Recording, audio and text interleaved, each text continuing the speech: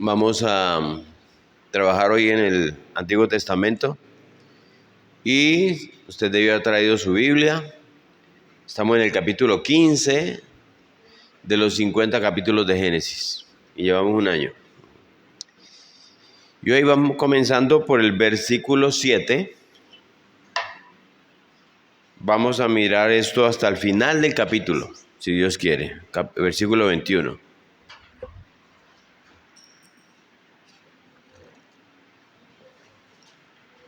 Y yo quiero que comencemos leyendo todo este pasaje para ponerlo frente a sus ojos y frente a sus corazones, ¿sí? Pero primero vamos al Señor en oración. Padre,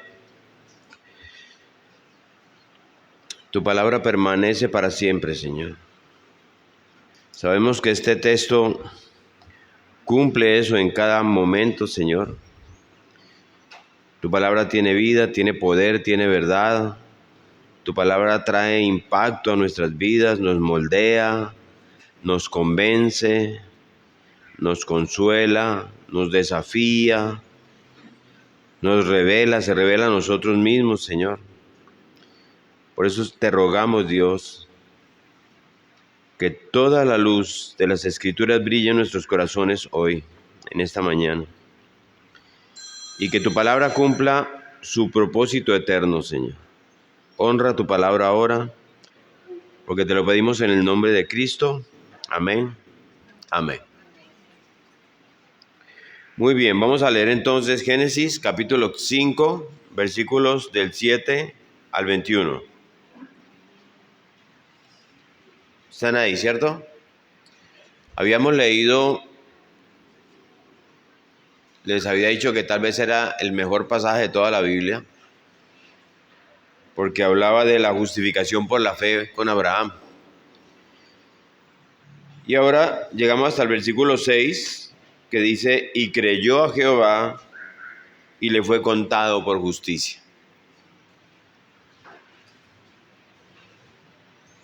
Y le dijo,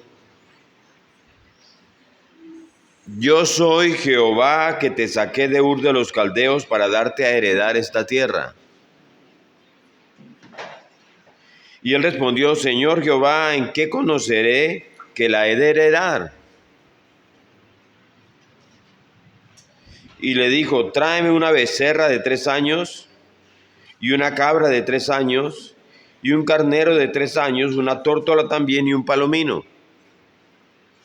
Y tomó él todo esto y los partió por la mitad, y puso cada mitad una enfrente de la otra, mas no partió las aves.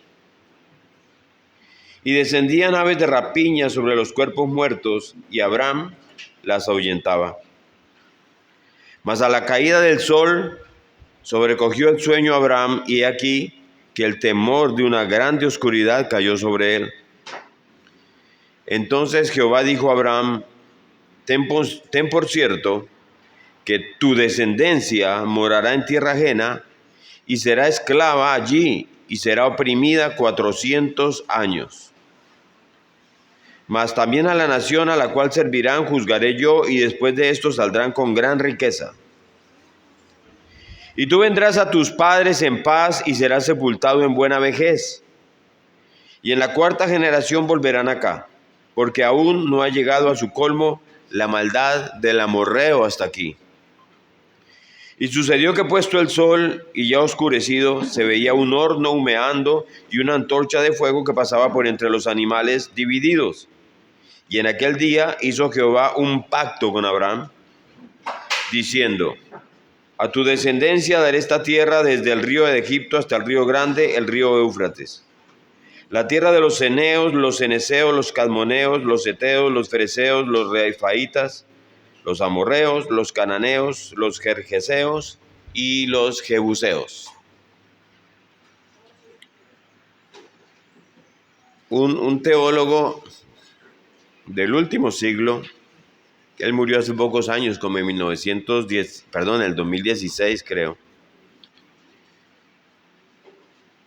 de nombre R.C. Sproul, que en inglés. Él decía que si él estuviera abandonado en una isla y tuviera un solo libro, él querría que fuera la Biblia. y que si él pudiera tener solo un versículo de toda la Biblia, sería Génesis 15, versículo 17. Ese era su versículo favorito. Y él decía que ese pasaje era al que él recurría cuando estaba asaltado de dudas, cuando estaba lleno de dudas, porque eso alimentaba su esperanza y restauraba su fe. Entonces vamos a ver si podemos ver lo que sea que ese hombre vio en el versículo 17 del capítulo 15 de Génesis. ¿Qué pasa con este versículo 17? Él decía que los elementos de fuego y de humo en este versículo son una teofanía dramática, decía él. Una manifestación visual de Dios. La antorcha que leímos ahí que se movía entre estos animales cortados fue Dios mismo. ¿Sí? En otras palabras, fue Dios mismo el que garantizó que lo que él había dicho se cumpliría. Y lo vamos a ver en un momento. Entonces, esto plantea una pregunta bien importante para nosotros hoy. No sé si usted lo ha tenido en cuenta. ¿Qué es una teofanía? Porque eso es entonces lo que tenemos aquí en el versículo 17 del capítulo 15 de Génesis. Una teofanía. ¿Sí? Es posible que aquí alguien no esté familiarizado con esa palabra. En realidad son dos palabras griegas juntas, que simplemente significan la aparición de Dios. Teos, Dios, fanía, aparición. Entonces, teofanía significa la aparición de Dios. Ahora, Dios es invisible y nadie ha visto a Dios ni puede ver a Dios, por lo menos de este lado de la gloria, ¿sí? Porque Dios no tiene una estructura física. Cada vez que la Biblia dice que, por ejemplo, el brazo del Señor, los ojos del Señor, ¿sí?, que están sobre mí, eso es solo una adaptación antropomórfica. ¿Se acuerdan que hablamos de eso? Es una adaptación del lenguaje a nuestro lenguaje para hacernos saber, por ejemplo, que Dios es fuerte, pero no porque tenga brazos y ojos, ¿sí? Entonces leemos, Dios lo ve todo, pero Dios no tiene ojos. Dios no tiene brazos. Dios es un ser espiritual y esa es la esencia de la encarnación de nuestro Señor Jesucristo, que el Dios invisible, en la segunda persona de la Trinidad, tomó sustancia, tomó un cuerpo humano y el Dios invisible se hizo visible para nosotros. Por eso cuando Felipe le dice a nuestro Señor Jesucristo, muéstranos al Padre, él le dice, tanto tiempo llevas conmigo, Felipe, y aún no me reconoces. ¿Sí? Entonces, pero la primera persona, el Dios Padre, y la tercera persona, que hemos organizado así los cristianos, la Trinidad, que es Dios Espíritu Santo, no hay cómo verlos de este lado de la gloria, por lo menos. ¿Sí? Por eso al Espíritu Santo se le compara como el viento, con el viento, ¿sí?, como una fuerza. No puedes ver el viento, pero sí puedes sentirlo. Y solamente podemos ver el efecto de su poder, pero no a Él.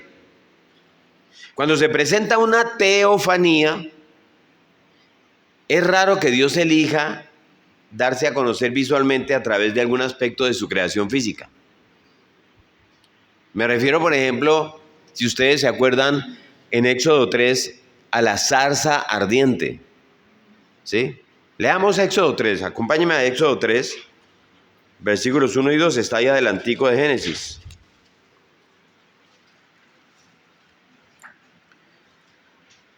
¿Están ahí? Éxodo 3, versículos 1 y 2. Había una llama, miren esto. Apacentando Moisés las ovejas de Jetro, su suegro, sacerdote de Madián, llevó las ovejas a través del desierto y llegó hasta Horeb, monte de Dios. Y se le apareció el ángel de Jehová. Así es definido Jesucristo, en el Antiguo Testamento, el ángel de Jehová. En una llama de fuego en medio de una zarza, y él miró y vio que la zarza ardía en fuego y la zarza no se consumía. Entonces hay una llama, un fuego, ¿sí?, en esa zarza ardiente que no se consume. Está ahí permanentemente. Y la voz que sale de la zarza le habla a Moisés. Y miren en los versículos 4 a 6 que le dice: viendo Jehová que él iba a ver, o sea, Moisés se acerca a la zarza, ¿sí?, lo llamó Dios de en medio de la zarza y le dijo: Moisés, Moisés. Y él respondió: heme aquí. Y dijo: no te acerques, quita tu calzado de tus pies, porque el lugar en que tú estás, tierra santa es. Y dijo: yo soy el Dios de tu padre, Dios de Abraham, Dios de Jacob, Dios de Isaac y Dios de Jacob. Entonces Moisés cubrió su rostro porque tuvo miedo ¿de qué? De mirar a Dios. ¿Sí? Ese era Dios en una teofanía, en una llama, en una zarza, dándose a conocer a Moisés. Fue en una columna de fuego que Dios se manifestó para guiar a Moisés y al pueblo de Israel a través del desierto, ¿se acuerdan? Una columna de fuego en la noche y una nube en el día. En una teofanía que se hizo visible a través de algún aspecto de la creación física de Dios. ¿Sí? La mayoría de las veces Dios elige revelarse como fuego o como luz. ¿Sí? En Éxodo 33, en el versículo 18, si usted se ubica allí, Moisés le dice a Dios, él ha hablado con Dios cara a cara, dice la palabra, pero no lo puede ver. Es una manera como de ver cómo habla él, dice, no lo puedo ver. Pero le dice: Señor, te ruego que me muestres tu gloria. Es una manera hebrea de decir, muéstrame tu rostro. ¿Sí? Éxodo 33, 18. Y Dios le dijo: te voy a poner en la hendidura de una peña y te voy a cubrir con mi mano. Dios no tiene manos, ¿sí?, hasta que haya pasado. Y dice que Dios pasó de largo, manifestando su presencia delante de Moisés, aunque le advirtió: no podrás ver mi rostro, porque no me verá hombre y vivirá. ¿Sí lo tienen presente? ¿Sí? Eso es lo que vemos en este pasaje que tenemos ahora ante nosotros en Génesis 15. Vamos a verlo. Es la autorrevelación de Dios a través de un medio físico. Este pasaje de Éxodo, la hendidura de la piedra la asemejaban con las marcas del Señor, porque Él dice que pondré la hendidura de mi mano, con las marcas de Jesucristo. Es para... Bueno, puede uno mirarlo en ese sentido, sí, pero ahí lo que nos dice simplemente el pasaje es: te voy a poner en la hendidura de una piedra para que no puedas ver mi rostro, te voy a dejar ver mis espaldas, ¿se acuerdan? Dice mis lomos, ¿sí? Porque si me llegas a ver te mueres, ¿sí? Entonces, para guardarlo y para darle a Moisés la posibilidad de satisfacer ese deseo suyo de ver la gloria de Dios, en esa intimidad que tenía Moisés con Dios. Entonces, aquí en Génesis 15, la autorrevelación de Dios se hace también por un medio físico. Es el Dios invisible dándose a conocer en una forma visible. Y esto es lo que vamos a estudiar en este pasaje porque es muy significativo. Como decía este hombre que les dije al principio, R.C. Sproul, ¿sí?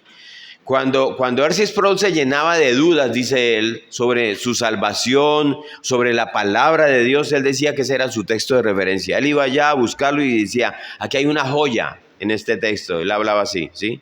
Entonces esa joya es la que vamos a tratar de desenterrar hoy para entender lo que dice mientras caminamos por este pasaje junto con Abraham, ¿sí? Entonces comienza en el versículo 7 lo que podríamos definir la autorrevelación de Dios. Es decir, Dios revelándose a sí mismo, primero audiblemente y luego visualmente, ¿sí? Pero en el versículo 7 es audible todavía, apenas es audible. Dice, en el versículo 7 de Génesis 15, están ahí, ¿no? Le dijo, yo soy Jehová que te saqué de Ur de los Caldeos para darte a heredar esta tierra. Incluso algunos teólogos consideran que la revelación audible también debería ser una teofanía, porque es Dios revelándose aunque sea audiblemente. Entonces le dijo Dios a Abraham, yo soy Jehová, ¿sí? Este es un punto de anclaje ahí. Yo soy Jehová, yo soy el Señor. Acuérdense que Abraham estaba conociendo a Dios. Ya lo conoció, ya hizo un caminar, ya fue justificado por su fe, aún antes de creer, ¿sí? Y Dios lo trae y lo estudiamos en los últimos versículos pasados, ¿sí? Pero ahora aquí le está diciendo, yo soy Abraham. O sea, ahora el yo soy es yo soy, no es no es yo seré, ¿sí? No es yo fui, es yo soy cada momento del tiempo. Ese es Dios. Yo soy cada momento del tiempo y cada momento de la eternidad. Yo no tengo principio ni fin. Yo soy. ¿Sí? Yo soy el Señor. Aquí está Yahweh, que es la palabra original, ¿no? Jehová, que es el nombre que Dios eligió para sí mismo. Dios se puso un nombre a sí mismo, ¿sí? Y eso también es una revelación de Dios para nosotros. El propio nombre de Dios nos revela mucho sobre quién es Dios. De pronto algunos de ustedes se acuerdan que hicimos con James un estudio sobre la palabra de Dios, ¿cómo es? Tetragramatrón, ¿sí? En el nombre Yahweh o Jehová, que es la traducción al español, hay un significado muy simple, es yo soy autoexistente, yo soy, o sea, yo no dependo de nadie, así se está presentando Dios. Para cualquier cosa, yo soy autosuficiente. Tengo vida en mí mismo y no me falta nada dentro de mí. Ese es Dios, ¿sí? Yo no necesito a mis criaturas para nada. Por si usted ha oído alguna vez a alguien que le quiera cuestionar su fe, que dicen, ¿y por qué Dios nos necesita tanto? Dios no nos necesita, ¿sí? Para nada. Mis criaturas me necesitan a mí. Ese es Dios, para todo.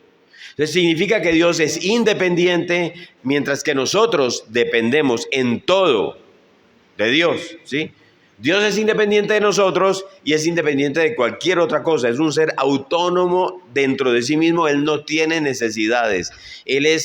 Su gozo es propio.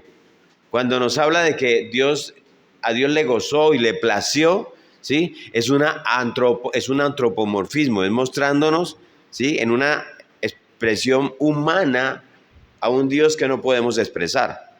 Pero Dios en sí mismo, Él tiene su propio gozo, Él no depende de nada para su gozo, no tiene necesidades. Nosotros no le traemos nada a Dios que Él necesite, ¿sí? Él no nos creó para llenar algún vacío que Él necesitaba. Él nos creó para revelarnos su gloria y la grandeza de quién es Él.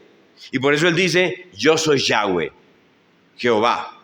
O el Señor, que dicen algunas tradiciones, ¿no? Algunas traducciones. Quien te sacó de Ur de los Caldeos, fui yo. Dios soberanamente, de manera activa, poderosa y de manera irresistible, llamó a Abraham del paganismo, llamó a Abraham del hedonismo, que es la filosofía humana que siempre busca resolver todo a través del placer y de evitar el dolor. Él lo sacó de ahí, lo sacó de ser un adorador de la luna. ¿Se acuerdan que él era un adorador de la luna? ¿Sí? Entonces, ¿Dios qué hizo? Dios pasó por alto a todas las demás personas alrededor de Abraham. Cogió a Abraham, le puso su dedo y dijo, camine. Señaló a Abraham, lo llamó y Abraham fue sacado de Ur de los Caldeos. Y le dice ahora que le va a dar una tierra, para darte a heredar esta tierra. Él está ahí, ¿sí? Entonces aquí está refiriéndose a la tierra de Canaán. No les traje hoy presentación, pero creo que todos sabemos la tierra de Canaán dónde es, ¿no? Que es el actual Israel, ¿sí? Porque Dios señala ese pedazo de tierra para hacer su mayor obra ahí, ¿sí?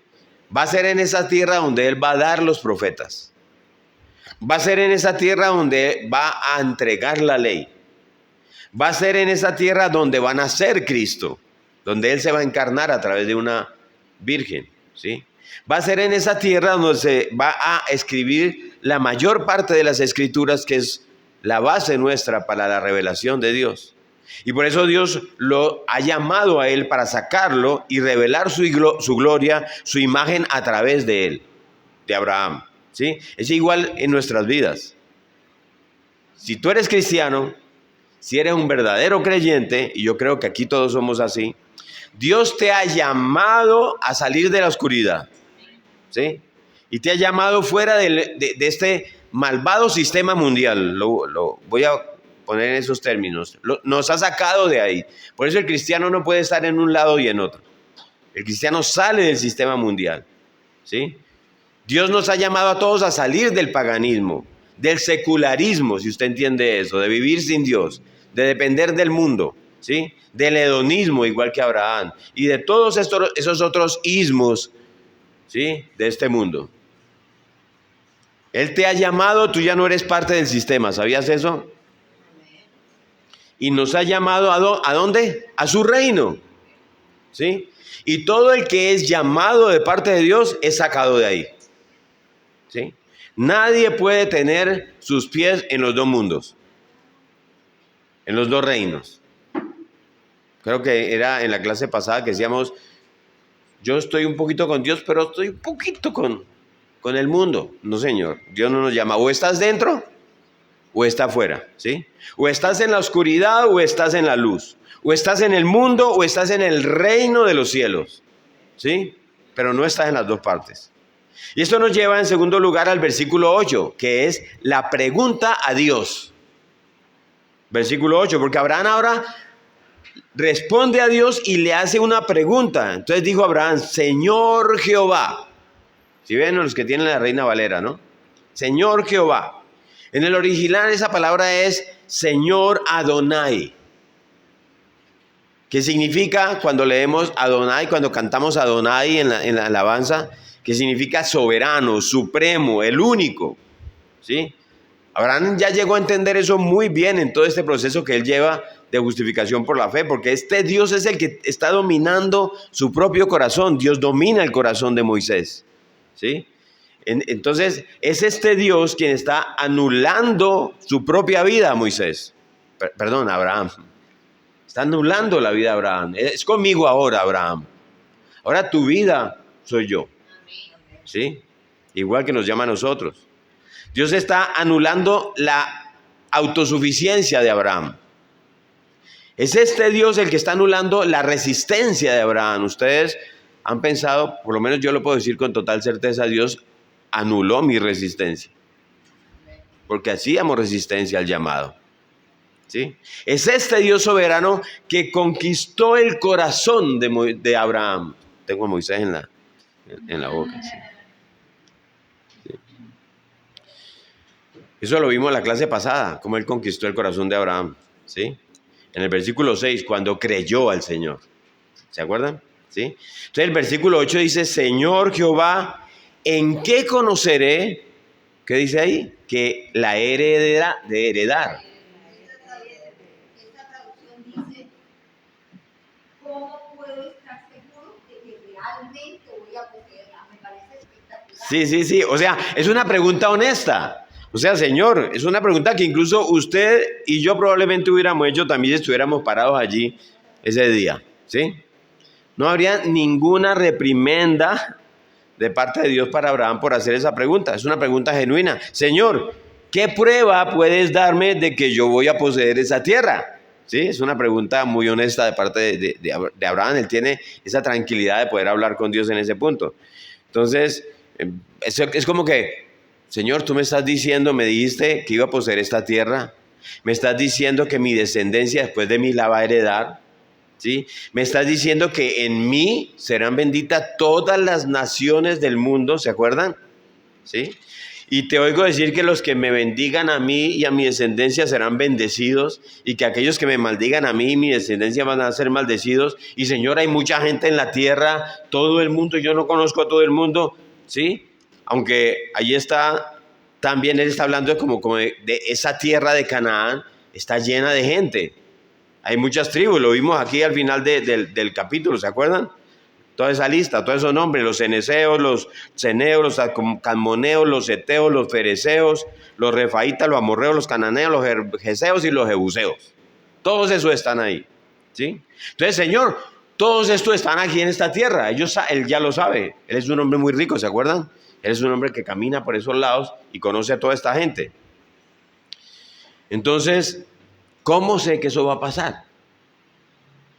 Porque, ¿se acuerdan que Abraham fue a rescatar a Lot y peleó contra 5 reyes? O sea, este no era cualquiera, ¿sí? Pero ¿cómo sé que ahora voy a coger la tierra de toda esta gente? Tú me la vas a heredar. Es una pregunta muy parecida a la que posiblemente nosotros hacemos a Dios, pero con algunas variaciones. Por ejemplo, Señor, ¿cómo sé que me perdonaste? ¿Usted no se ha hecho esa pregunta? ¿Cómo sé que tú me perdonas todos los pecados? ¿Sí? Señor, yo soy cristiano, incluso ahora, y a veces peco. ¿Cómo sé que tú me perdonas? ¿Usted no se ha hecho esa pregunta? ¿Cómo puedo saber? O sea, yo necesito como pruebas de que tú estás haciendo de verdad borrón y cuenta nueva, Señor. ¿Por qué pecado? Por ejemplo, usted no ha hecho la pregunta, Señor, ¿cómo sé que me vas a proveer? Si usted está enfrentado a una situación económica. Preguntas de esas. ¿Cómo sé que me vas a guiar? ¿Sí? Cuando digo guiar es cómo sé que tú me vas a dirigir y vas a dirigir mi vida. ¿Cómo me vas a llevar, Señor? ¿Cómo sé que todo eso va a pasar? Eso de que el Señor es mi pastor y nada me faltará. ¿Cómo va a ser eso cierto en mi vida, Señor? ¿Usted no se ha hecho esa pregunta? Ese es el tipo de pregunta que Abraham está haciendo a Dios. ¿Cómo sé que tú cumplirás tu palabra? Y entonces eso nos lleva ahora al versículo 9, que es la confirmación de Dios. Vaya al versículo 9 de Génesis 15, ¿sí? Y le dijo Dios a Abraham, aquí te voy a enseñar la prueba, Abraham, lo que me estás pidiendo.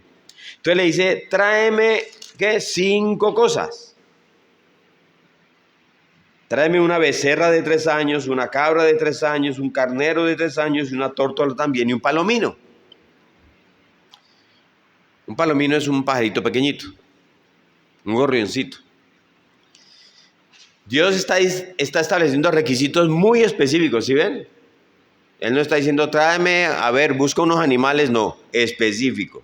Ahora, Abraham tenía todo eso, no tiene problema, ¿sí? Y Abraham sabe que tiene que seguir eso al pie de la letra, es decir, esto es Dios muy específico, ¿sí? Por lo tanto, eso es lo que yo voy a traer y se lo voy a presentar. Y eso es lo que Abraham hace. Lo leemos en el versículo 10. Sígame ahí en el 10. Y tomó él, este es Abraham, todo esto y los partió por la mitad y puso a cada mitad una frente de la otra, mas no partió las aves. ¿Sí? Ahora te voy a decir. Él hizo eso inmediatamente, ¿sí? Ya habíamos hablado de eso de Abraham. ¿Se acuerda que él era un hombre de acción? Este es un hombre de acción. Abraham, se llevaron a tu sobrino, 300 hombres, caminen. Perdón, sí, 380 hombres, 600 hombres, caminen. Es un hombre de acción. Abraham no anda esperando, ¿sí? Él es de los que se sienta adelante. Sí, cuando entra al salón de clase, él es de los que se sienta adelante. ¿Sí? Hay una disposición en él para obedecer inmediatamente. Con las cosas de Abraham, fíjense eso, con las cosas de Abraham, él ni siquiera anda diciendo, necesito orar sobre eso o sobre lo que sea, porque no. Dios lo dijo, yo lo hago. Abraham no anda diciendo, como a veces le dicen uno que llama a alguien al servicio del Señor y la persona le contesta, estoy orando, pastor, a ver si Dios me confirma eso. Cuando Dios te llama como Abraham, si eres como Abraham, dice, claro que sí, de una. ¿Sí? Entonces, él le trae eso, ¿sí? Y él sabe que la duda en la oración solo lo va a estorbar. ¿Sí? Entonces, hazlo. Entonces, Abraham le trajo todo eso a Dios. Y en esa obediencia podemos entender que si él los partió por la mitad es porque Dios se lo pidió. ¿Sí? Eso es extraño. Ya sabe, pues, por qué lo partió. Vamos a ver de qué se trata ahora. ¿Sí? Pero seguramente Dios le ha dicho a Abraham, ahora que trajiste esos animales, ok, yo quiero que los cortes por la mitad. ¿Sí? Solo quiero ese sacrificio sacrifícalos, córtalos por la mitad, los divides en 2 pedazos, no en 3, no en 4, 2 pedazos, y por cada mitad, pon cada mitad una frente a la otra. ¿Sí?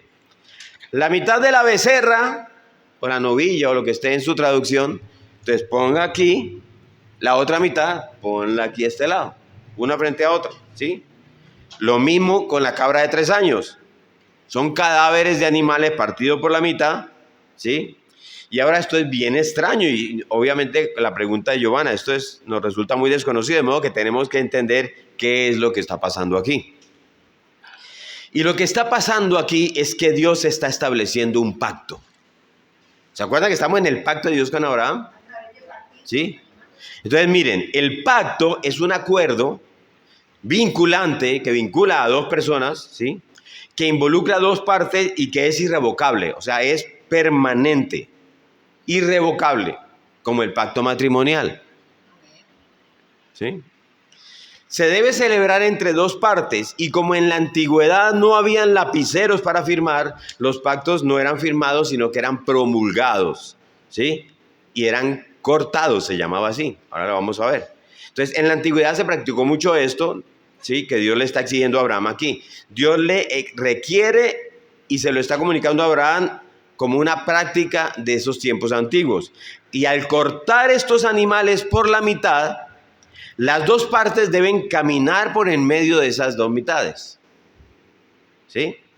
Y lo que eso indica es esto, miren. Si alguno de los participantes del pacto incumple los términos del pacto, de esa promesa, entonces deberá ser cortado como los animales por la mitad. ¿Sí? Eso era un llamado a la pena de muerte por el incumplimiento de una promesa. O sea, que era una costumbre normal que cogieran unos animales, sacrificaran, los partieran por la mitad, caminaran por en medio. ¿Sí? Le oí decir a alguien que aún en algunas tribus de esas nómadas que viven en el desierto de Arabia, todavía se ha pretendido manejar ese tipo de costumbres de establecer la pena de muerte por el incumplimiento de un pacto. Y por ejemplo, cuando hay un pacto matrimonial entre los hijos, si el hijo falla y el pacto fue caminado entre los suegros, un suegro viene y le dice, hermano, y ahí está el pedazo. ¿Sí? Las promesas eran cosa seria, no como ahora, que le buscamos la salida a los pactos establecidos, incluyendo el matrimonio. ¿Sí? Y lo que pasaba era que si yo no mantenía entonces el compromiso, las obligaciones, las estipulaciones, los requisitos del pacto, era la otra parte. A mí no me mandaban, ¿sí? Venga, no, era la otra parte la que debería matarme partiéndome por la mitad. Ahora yo me imagino que si eran amigos, ¿cómo sería eso? Entonces, ¿qué hacían estas personas? Se tomaban de la mano, ¿sí? Como si fueran a caminar juntos a través de esta fila de cadáveres que tienen al lado y lado, ¿sí? Cortado por la mitad. Y ahí estás diciendo que me lo hagan a mí si rompo esos términos contigo. Esa es la firma, ¿sí? Eso es lo que está pasando aquí. Entonces, la palabra pacto, literalmente, si usted lo busca hasta la etimología final, en la etimología bíblica, significa corte. Es un corte, ¿sí?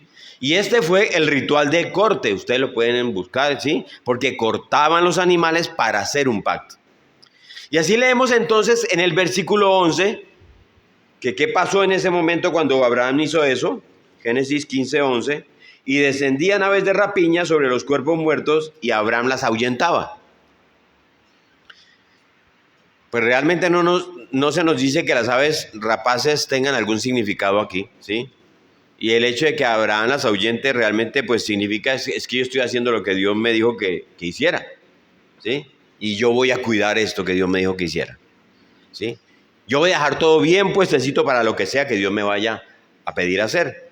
Y entonces vamos al versículo 12, que es la predicción de Dios o la profecía de Dios, ¿sí? Entonces Dios hace una profecía. Mire que me dice en el versículo 12, mas a la caída del sol, así empieza, ¿cierto?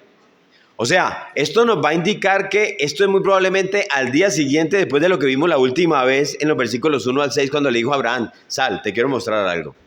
Mira las estrellas, ¿se acuerdan? ¿Sí? Entonces, esta es también de noche, ¿sí? Así que esta es la noche siguiente a la noche que está descrita en los versículos 1 al 6, por lo que eso es una sucesión rápida de cosas. No es que Abraham, ahora que me irá a decir Dios, Dios está con él, o sea, es un momento de mucha concentración, de mucha emoción, en el que Dios está haciéndose presente en la vida de Abraham. Dios está ahí, está obrando en la vida de Abraham, igual como ha hecho con cada uno de nosotros. ¿Te has sentido alguna vez que Dios lo coge y pra? Ese es Dios con nosotros, ¿sí? Hay momentos que las cosas parecen simplemente como que todo está sucediendo en una rutina, y luego llegamos a ciertos puntos de nuestra vida espiritual y de repente Dios está trabajando en una sucesión de cosas con nosotros. ¿Se acuerdan? Cosas increíbles que se desarrollan rápidamente en nuestra vida, ¿sí? Y eso es lo que está pasando aquí en la vida de Abraham. Eso es una cosa, yo digo que extraordinaria, ¿sí? Las cosas están pasando muy rápido y de pronto dice que le sobrecogió un sueño profundo a Abraham, ¿sí? Usted lee ahí en el versículo 12, mas a la caída del sol sobrecogió el sueño a Abraham. ¿Sí ve? Y la realidad es que aquí está Dios detrás de esa escena, ¿sí? Dios está poniendo a Abraham en un sueño profundo, ¿sí? Y la pregunta, ¿por qué? ¿Por qué en semejante desarrollo de tantas cosas ahora le sobreviene un sueño a Abraham? ¿Por qué Dios estaría poniendo a Abraham a dormir? ¿Sí? Y la respuesta, como la vamos a descubrir en un momento, es que Abraham, que en ese momento es Abraham, tú no vas a tener nada que ver con las exigencias de este pacto. ¿Sí? Es más, Abraham, todo va a depender de mí. Es lo que Dios está planteando aquí. ¿Sí? Dios está como diciendo, Abraham, vete a dormir y déjame todo a mí, porque la ejecución de esto no está en tus manos. Está enteramente en las manos y en la voluntad y en el gobierno de Dios y solo de Dios. ¿Sí? O sea, no es una sinergia aquí de dos personas. No será un pacto bilateral. No será un pacto bilateral. Esto va a ser un pacto unilateral, aunque es un pacto, ¿sí? Del alfa y la omega. Y la suma y la sustancia de todo lo que va a recaer exclusivamente sobre Dios. Y solo Dios. Todo lo que suceda va a recaer sobre Dios. Eso es lo que está haciendo Dios ahí. Abraham no tendrá nada que hacer con el Adonai, que él dice. Con mi Señor, con Jehová. ¿Sí? Lo que traerá Abraham a la mesa de este acuerdo, de este pacto, es quedarse dormido. Eso es lo que va a traer Abraham, ¿sí? Dios hará esto así y va a hacer caer en un sueño profundo a Abraham. Y escuchen lo que sigue en el versículo 12. Versículo 12. 12. Dice, sobrecogió el sueño a Abraham. He aquí que el temor de una grande oscuridad cayó sobre él. Estábamos todavía en el 12, ¿sí? Y es que está por suceder la teofanía. Ya viene la teofanía, ¿sí? Y cada vez que Dios elige manifestarse de manera visible o incluso audible, hay temor, hay terror, hay miedo en el hombre. ¿Ustedes se acuerdan del capítulo 6 de Isaías? Vamos a Isaías, acompáñenme a Isaías. En el capítulo 6, para que lo encuentren rápido, está... Bueno, no les digo. Está después de Cantares. Después de Cantares. Isaías capítulo 6. Mire cómo dice Isaías 6 de los versículos 1 al 5. Están ahí, ¿cierto?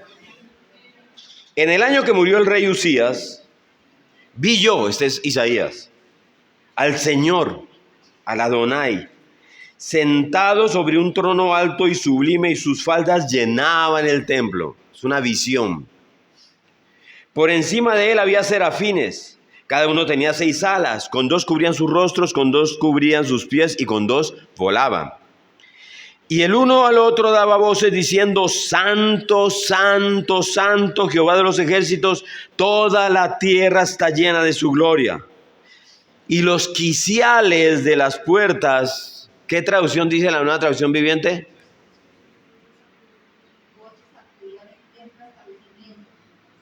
Los cimientos y todo el edificio de las puertas se estremecieron, ¿cómo? Con la voz del que clamaba, y la casa se llenó de humo. ¿Sí? Isaías comienza a temblar. Yo también me imagino que hubiera temblado en una situación de esas, si no es que es algo corriendo. Pero Isaías empieza a temblar y dice: ¡ay de mí! Soy hombre muerto. ¿Sí? ¿Por qué? Mírenlo en el versículo 5, donde estamos ahí, 6:5.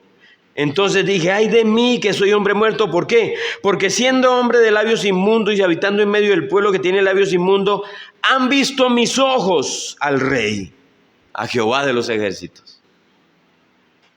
Él dice: soy hombre muerto, porque vi a Dios.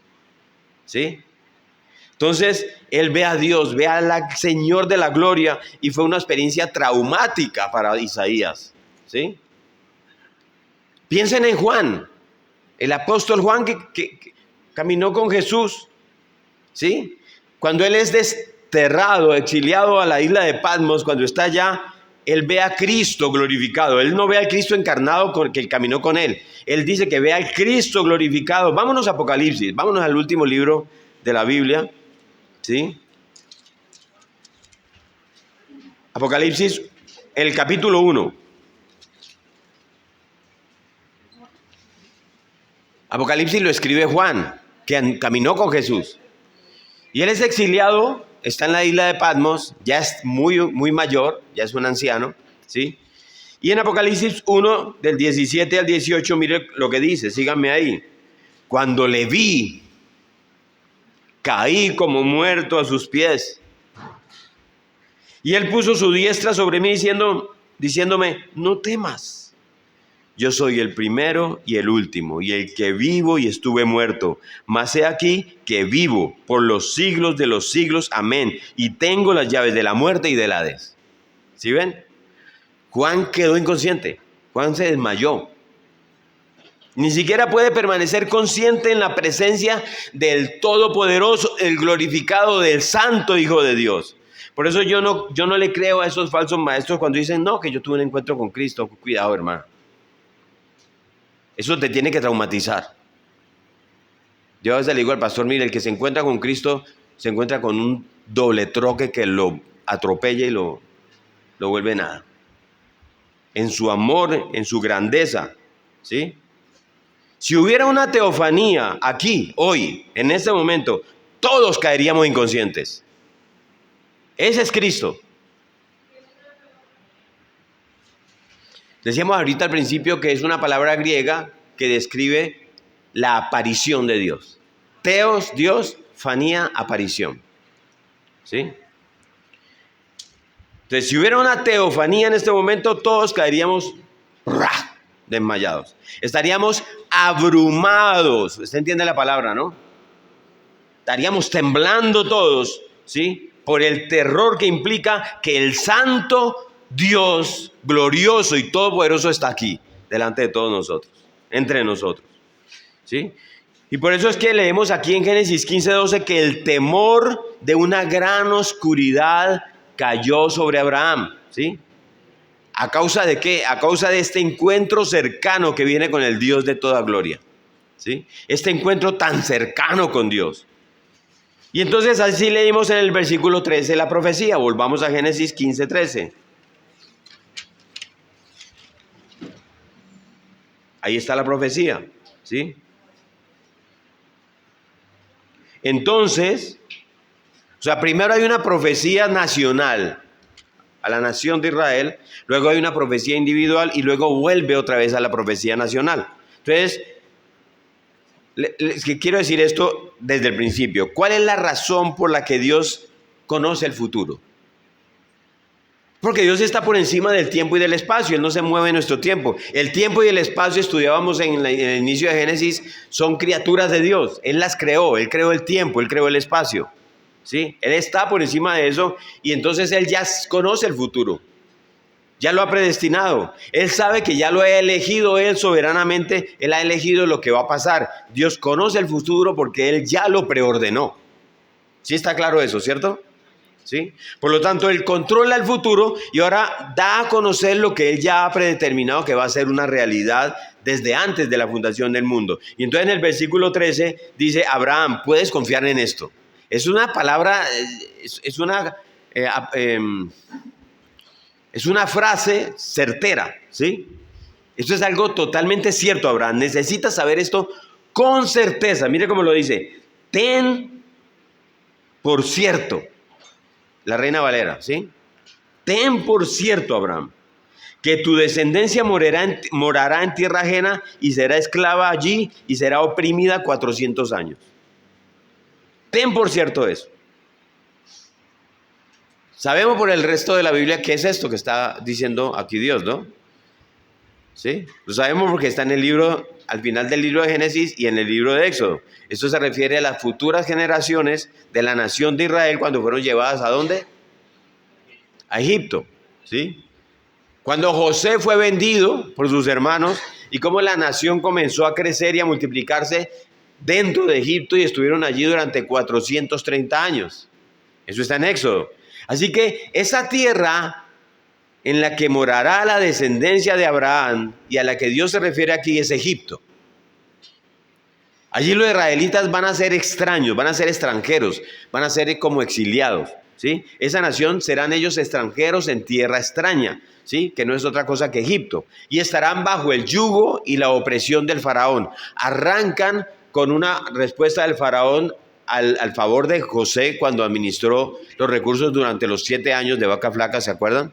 Pero en el proceso de crecimiento ellos crecen mucho, se multiplican y ya el hijo del faraón viene y dice, no, arrinconémoslos y pongámoslos como esclavos y los va a esclavizar.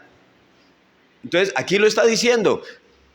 Muchos años antes, en el versículo 13, morarán en tierra ajena y serán esclavos allí y serán oprimidos 400 años. El número que conocemos está en Éxodo 12:40, que realmente exactamente son 430 años. ¿Se acuerdan el cuadro que tenemos? Un día lo volvemos a sacar para volverlo a recordar, ¿sí? Es mucho tiempo para estar en cautiverio fuera de su tierra, ¿sí? Y mucho peor bajo la tiranía, ¿sí? Bajo el dominio de un tirano. Entonces el versículo 14 nos dice, mas también a la nación a la cual servirán, yo juzgaré yo, y después de esto saldrán con gran riqueza. Dios está nombrando aquí a los egipcios mucho antes de que los egipcios existan, ¿sí? Y Dios dice que los va a juzgar. Y ese es el cumplimiento de lo que Dios ya le dijo a Abraham en el capítulo 12, versículo 3. Maldeciré a los que te maldigan. Ese es el cumplimiento. Fíjense que las promesas de Dios son sí y amén, ¿sí?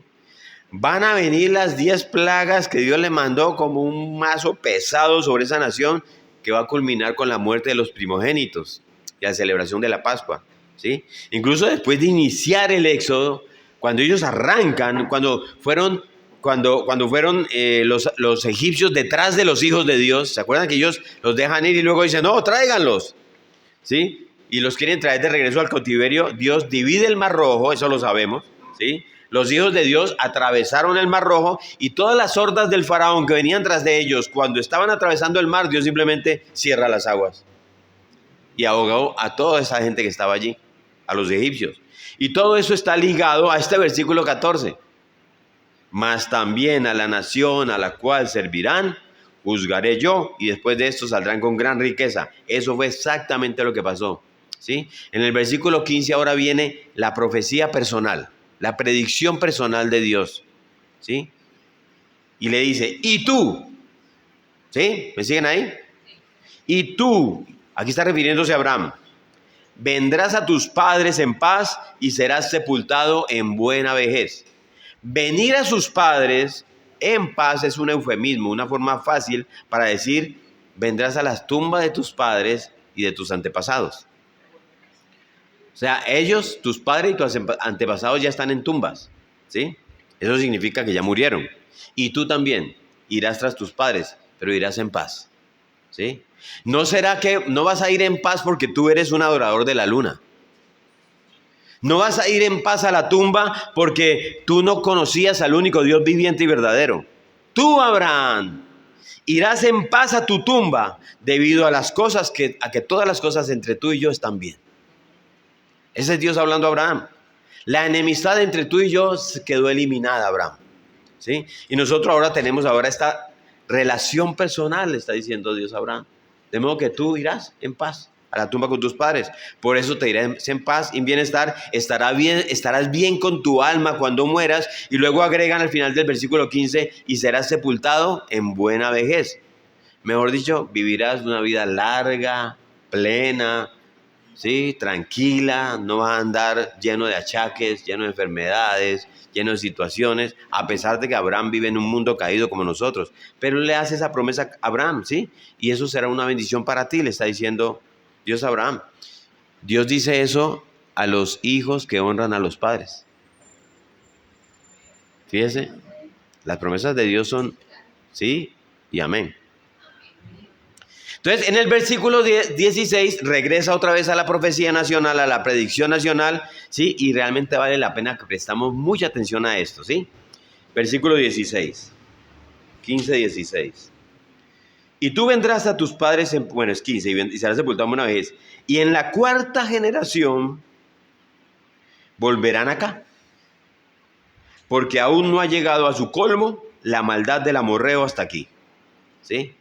Aquí se refiere, cuando dice volverán acá, van a volver a Canaán, ¿sí? A la tierra prometida. Así que te vas a ir para Egipto. ¿Se acuerdan cuando todos arrancan para Egipto y José los llama?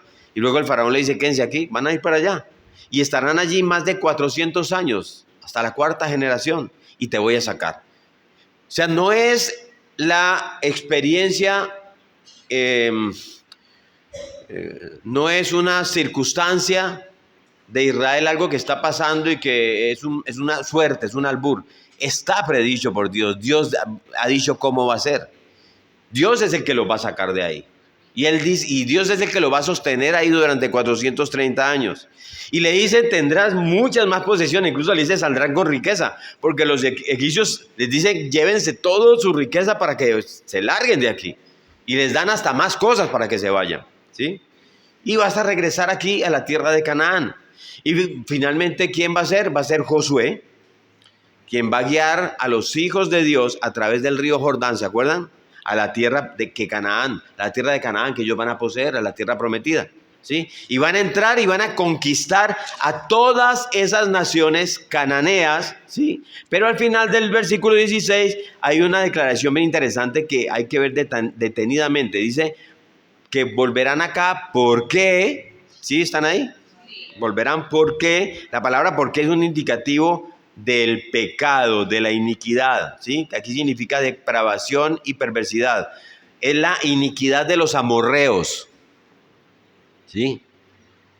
Que es una de las tribus o una de las naciones que viven allí en la tierra prometida. Y ahí lo que está diciendo Dios es como que esa nación, los amorreos representan a todas las tribus en conjunto. No es que, solamente son los amorreos, no, es como cuando Dios se refiere a Israel como Jacob, ¿sí? Está nombrando a los amorreos como la representación de todas las tribus que hay ahí, ¿sí? Solo esta tribu representa el todo, ¿sí? ¿Qué significa la iniquidad de los amorreos no ha llegado aún a su fin? Que toda esa perversidad, ¿sí? Pasará de un mal que ellos van a evidenciar, de una perversión, de una maldad, a un mal mayor y a otro mal aún más mayor. Y va a ser la maldad tal que dice, todavía no han llegado allá, dice Dios, a esa maldad, ¿sí? Va a haber una profunda depravación en los descendientes de los amorreos, de los cananeos, de toda esta gente, ¿sí? Que ellos no van a permanecer en un nivel de maldad, ellos van a irse por esa pendiente resbaladiza del pecado, como cuando un hombre se entrega al pecado y no para. Y cada vez va a pecar más, y cada vez va a pecar más, y cada vez va más depravado, más perdido, más pervertido. Eso no ha llegado a su fin. Van a continuar descendiendo hasta circunstancias de depravación más oscuras, más profundas, como las que el libro de Éxodo nos va a contar, ¿sí? Que eran Sodoma y Gomorra. Hay un límite que Dios ha puesto y esto nos va a dar una visión única de los caminos de Dios, ¿sí? Entonces preste atención a esto porque hay un límite hasta el cual la iniquidad puede correr antes de que Dios intervenga y traiga juicio, ¿sí? Hay un límite con Dios. A que cualquier nación, cualquier ser humano puede ir antes de que Dios le diga ya es suficiente. Dios te pone un límite y te permite en su bondad llegar hasta cierto punto. En su bondad, eso lo vamos a ver en la prédica, ¿sí? Lo vamos a estudiar también pronto con Sodoma y Gomorra, que llegaron a un punto sin retorno. No hay cómo regresar de allá. Sodoma y Gomorra cruzaron la línea con Dios, llegaron al punto sin retorno. ¿Y Dios qué hizo? Abrió los cielos y cayó fuego y azufre sobre todos los sodomitas, ¿sí? Y Dios es muy paciente.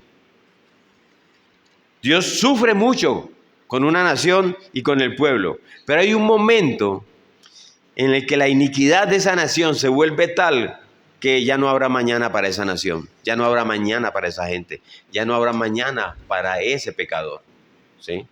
Y cuando Dios lo apaga, se apaga, porque Él es Dios. Hay un límite para la paciencia de Dios. Y los amorreos van a llegar a ese punto de no retorno en algún momento. Aquí dice hasta que lleguen, ¿sí? Ahora, es que hay que pensar en eso. La paciencia de Dios es mucho más grande que toda la paciencia de la humanidad conjunta, ¿sí? Nosotros no somos pacientes. Ahora lo vamos a ver faltan 430 años, ¿sí? Y en Hechos, en el libro de Hechos de los Apóstoles, en el capítulo 14, versículo 17, dice que Dios les permitió a esas naciones que siguieran su propio camino.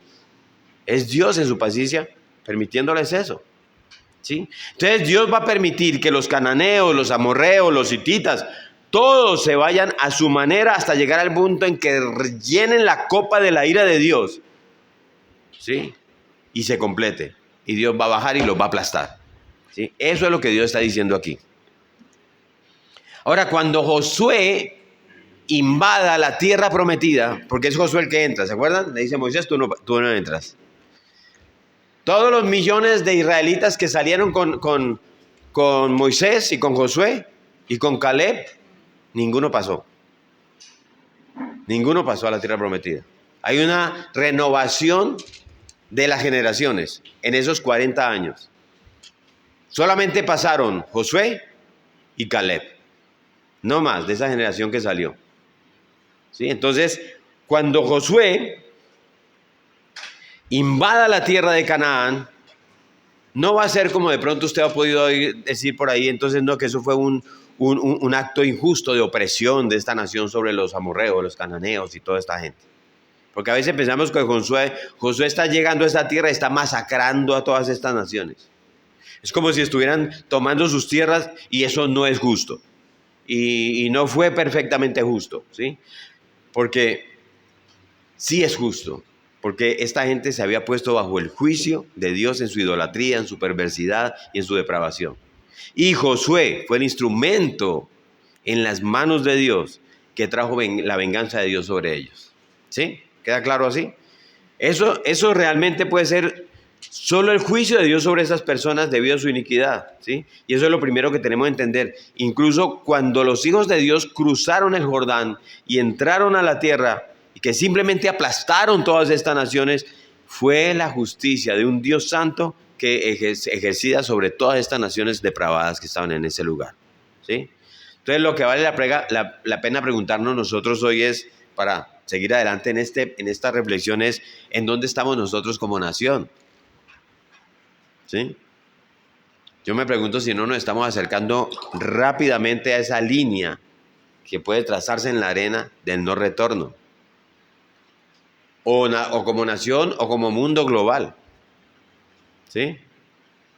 Y si uno reflexiona y oye las noticias y todo lo que está pasando, a veces uno llegaría a creer, ya cruzamos la línea, ¿sí?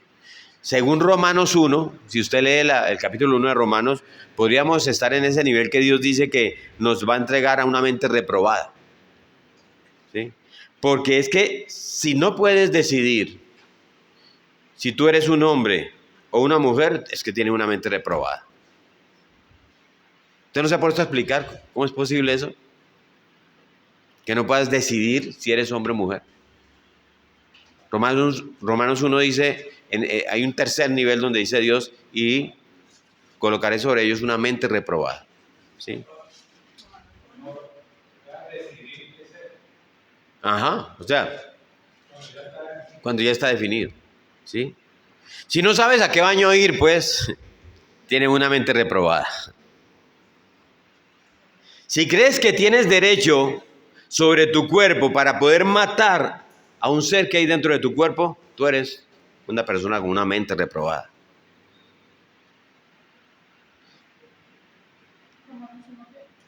Romanos 1, todo el versículo de Romanos 1, lo vas a poder leer, ¿sí? Si tú crees que puedes establecer una relación amorosa con alguien de tu propio género, tienes una mente reprobada. Ya no piensas con claridad y precisión, ¿sí? Estamos viviendo en un mundo de oscuridad total. No sé si nosotros ya cruzamos esa línea. Y eso es lo que le va a pasar a los amorreos.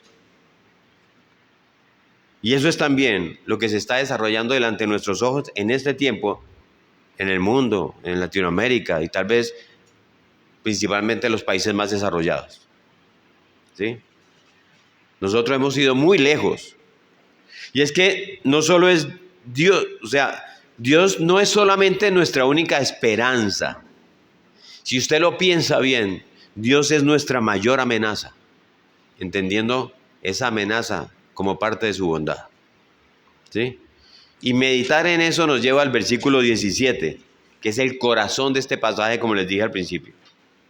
Vamos a ver la manifestación de Dios. Dios se aparece, es una teofanía, aparece de repente y hace más que hablar. Dios se da a conocer visualmente ante los ojos expectantes y vigilantes de Abraham. Versículo 17 de Génesis 15. Y sucedió que puesto el sol, ya es de noche, y ya oscurecido, se veía un horno humeando y una antorcha de fuego que pasaba por entre los animales divididos. Cuanto más oscura en la noche, más brillante la luz. Apareció un horno humeando y una antorcha de fuego encendida. ¿Qué es lo que esto dice? Lo que dice aquí es que en realidad es uno. Es un horno humeante del cual sale disparada, como saltando una antorcha encendida que atraviesa todos estos cuerpos, ¿sí? Y que es un objeto en realidad.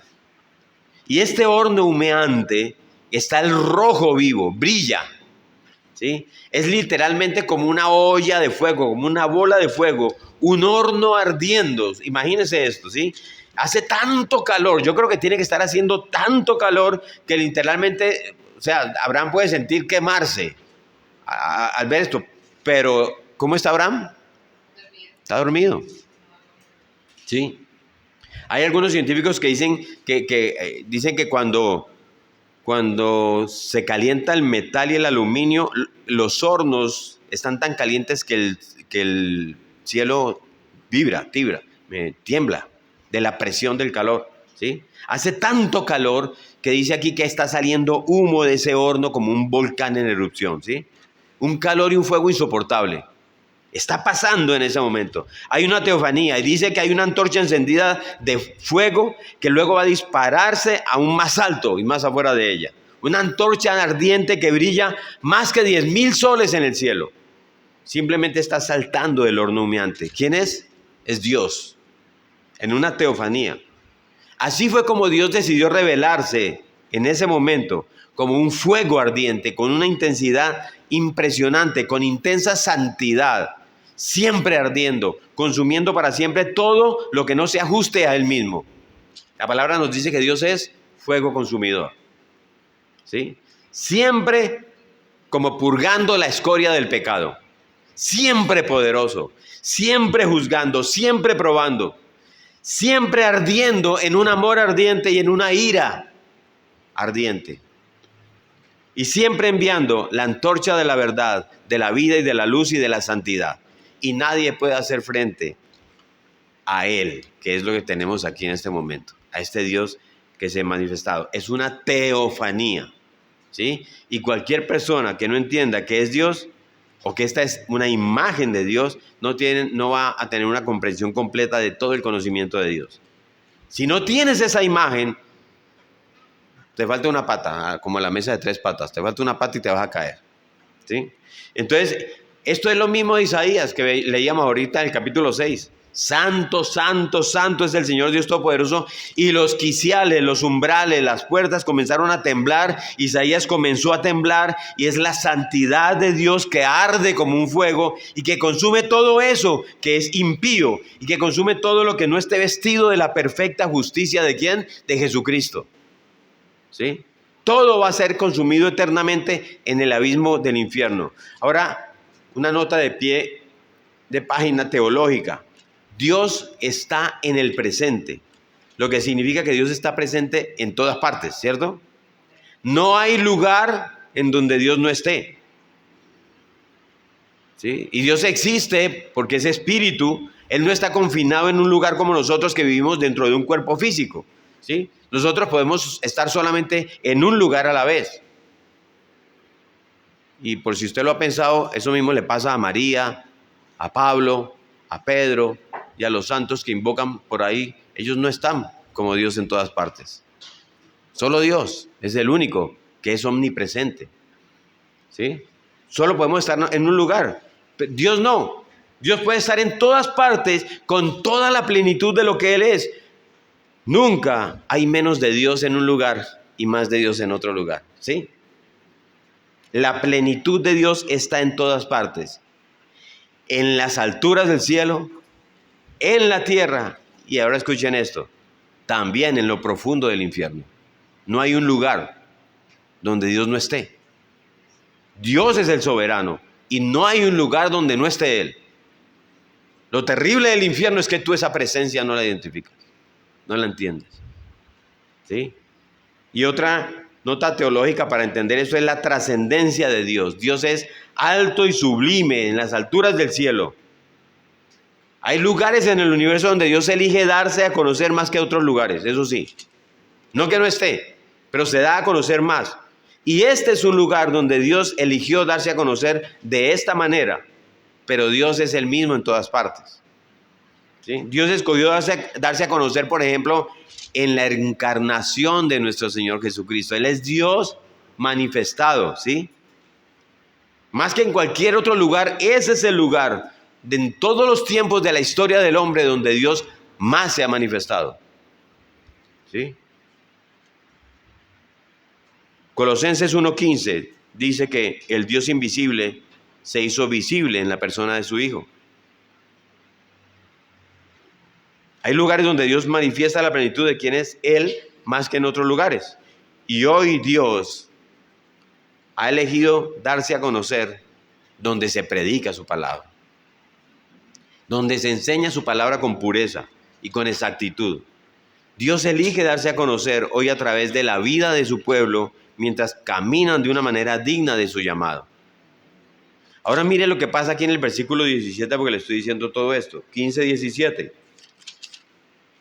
Y sucedió que puesto el sol ya oscurecido, se veía un horno humeante y una antorcha de fuego que pasaba por entre los animales divididos, ¿sí? Está hablando aquí del horno humeante con las llamas que pasó por entre las mitades, ¿sí? ¿Se acuerdan lo que estamos hablando? Pasó por entre las mitades junto con la antorcha. Se supone que deberían ser las dos personas caminando a través de esas piezas cortadas, ¿sí? Pero Abraham está dormidito. Él no está invitado, ¿sí?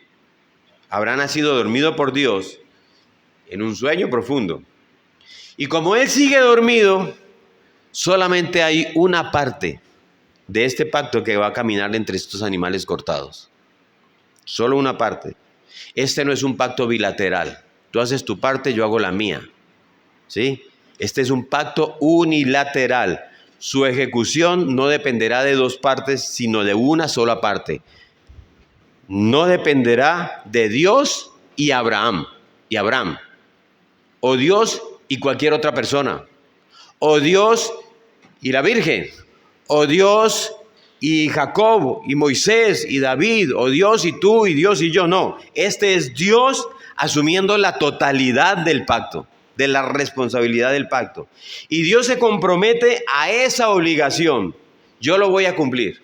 Yo lo voy a cumplir. ¿Sí? Y miren bien, Dios está diciendo, y si no se cumple esto, entonces yo puedo morir. Y podrás cortarme a la mitad. Entonces, ¿el hombre cumplió? No. Si el hombre cumplió, entonces ¿a qué estaba condenado este hombre? A ser partido por la mitad. Entonces el Dios inmortal tiene que volverse mortal.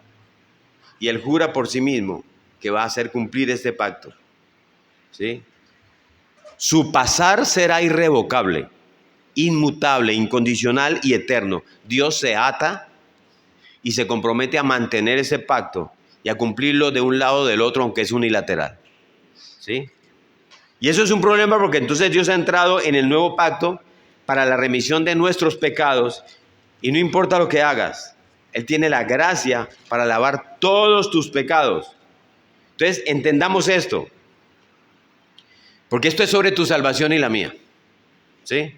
Nuestra salvación no depende de Dios y de ti. ¿Sí? Es un pacto unilateral.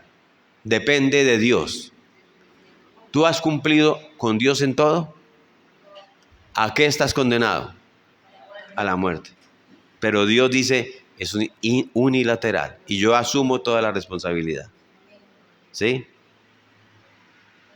Porque si alguna vez deberías tener con un solo pecadito, ¿sí? Un solo pecadito, y te presentas delante de Dios, Dios te va a decir, no cumpliste, me toca partirte por la mitad. ¿Sí? Y eso es una obligación vinculante del pacto. ¿Sí? Esa es una manifestación, es como igual lo que predice lo que va a pasar con Jesucristo. Exacto. Entonces, si usted llega a tener dudas, si usted llega a tener desánimo, usted necesita reafirmar su esperanza en este versículo 17 para ver cómo Dios se ha comprometido a que Él paga por ti. ¿Sí? Esto es hermoso. Se ha comprometido contigo, se ha comprometido conmigo. Nosotros no estamos en una caminadora a ver con un rendimiento con Dios, a ver que si llegamos a cierto punto entonces podemos pasar, o si no Él nos la va a quitar. Eso ni siquiera llega a un nivel de teología. Entonces el versículo 18, y cerramos con esto aquí ahora, dice, en aquel día hizo Jehová un pacto con Abraham, diciendo, a tu descendencia daré esta tierra, desde el río de Egipto hasta el río grande, el río Éufrates. Literalmente, Dios hizo un trato y el verbo hizo, lo que hizo fue cortar, ¿no? Significa es cortar, hizo un trato, el verbo ahí es cortar. Hizo un corte, Dios cortó un pacto, ¿sí? La palabra pacto significa cortar, les decía. Dios cortó un pacto por el cual Él se ha comprometido con Abraham y con todas sus generaciones futuras. Y con toda tu descendencia, y bendeciré, y todas las familias del mundo serán bendecidas a través de ti. ¿Usted es parte de ese grupo? ¿Sí? Entonces, les he dado esta tierra, ahí está refiriendo a la tierra de Canaán, y Dios detalla ahí las especificaciones, ¿no? Le dice, desde el río Egipto hasta el río Grande, el río Éufrates. Todas estas personas que han ocupado la tierra de Canaán van a ser desposeídas de esas tierras, ¿sí? Ya no serán propietarios porque la batalla es del Señor, ¿sí? Y Dios va a pelear la batalla por Josué, ¿sí? Y cada paso que dé el pie de Josué, Dios lo dará con él, ¿sí? Por eso le dice, ¿cómo le dice? Esfuérzate y sé valiente. Yo andaré contigo como anduve con Moisés. Este es Dios ofreciendo en ese pacto unilateral toda su bendición a Abraham y a toda su descendencia. Entonces, ¿qué debemos sacar de esto? ¿Cómo concluimos esto? ¿Cuál es la opinión? Que Dios es un Dios que guarda el pacto. Ahora entendemos el pacto cuando ustedes oyen hablar del pacto, del Dios de pactos. ¿Sí? Dios se ha comprometido a cumplir su palabra y ha dicho que el cielo y la tierra pasarán, pero mi palabra no pasará, mi palabra se cumplirá. ¿Sí? Que Él mismo va a morir antes que el cielo y la tierra, o antes que su palabra no se cumpla, Él muere. ¿Sí?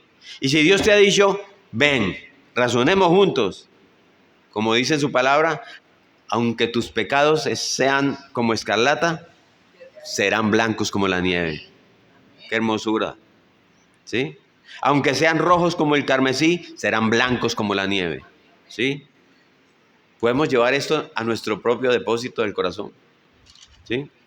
El Dios que dice que si confesamos nuestros pecados, Él es fiel y justo para perdonarnos nuestros pecados y limpiarnos de toda injusticia. ¿Se acuerdan? Usted puede creer eso porque tenemos que creerle a Dios. No creer en Dios, no creerle a Dios. Porque es que la existencia eterna de Dios no está en juego. ¿Sí? Porque era solo Dios y únicamente Dios el que pasó por entre estos cadáveres. Solo Él. Y cómo Dios se ha obligado a sí mismo, antes que a sí mismo, para su gloria y para su propio nombre, que Él va a cumplir toda promesa, estando seguros de estos, de que Él comenzó en ustedes y en mí la buena obra y la va a perfeccionar hasta el día de Cristo Jesús. ¿Sí? Entonces, escúchenme bien esto, amados. Dios te va a llevar todo el tiempo por el camino de regreso a casa. ¿Sí? ¿Cuál es tu casa? El cielo. ¿Sí? Él no pierde ni una sola de sus ovejas, ni una sola. De manera que puedes estar seguro y confiado porque estás en las manos de Dios. Como si hubiera estado con Él 10.000 años. Así haya sido desde ayer. Socorro. Además, creo que esta porción de la palabra nos da una claridad absoluta de dónde, o sea, la promesa del Señor al pueblo de Israel sobre este conflicto que están viviendo en este momento y que han vivido durante todos los años. Eso es una parte de lo que el Señor está haciendo allí con este pueblo. Entonces, estamos seguros en su gracia, ¿sí?